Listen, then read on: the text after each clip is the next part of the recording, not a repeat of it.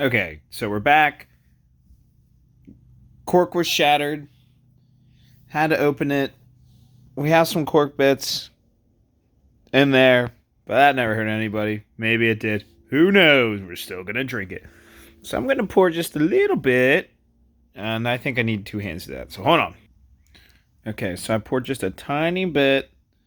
So I prefer mine on the rocks, but you really gotta drink it straight to get that full taste when you first taste a bourbon. In my opinion, I have no expertise whatsoever.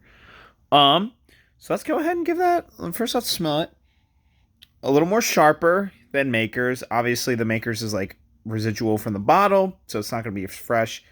Um, this is very good smelling. I enjoy this a lot.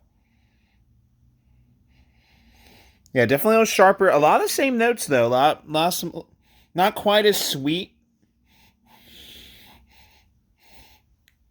but there's definitely that sweet wood smell. And it's definitely a little sharper. But let's go ahead and give this thing a taste.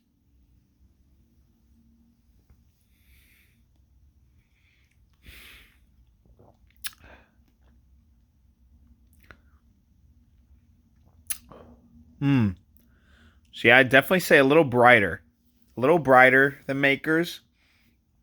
Definitely sharper. So that smell definitely translate. That's a little warmer. Woo! I feel that going down, man. But that's good. That's not bad. Do I like it as much as Makers? Probably not. Like I said, very biased answer. But would I get this again?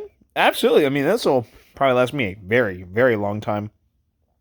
A whole liter was that was 30, 40 bucks. It was on sale. Whether that's on sale or not, whether they got scammed, I don't know. But I mean, you go to a liquor store. I mean, you're gonna buy what's there. So, but anyway, it looks good. It tastes good. I like it. I really do. 9 years old. This thing's older than me. Not really. But yeah. So anyway, thanks for watching. Um, Knob Creek Bueno. So I mean, we're gonna give that 12 existential drunk stares into a mirror out of 15. So join us next time for another edition of Reviews by You. Bit.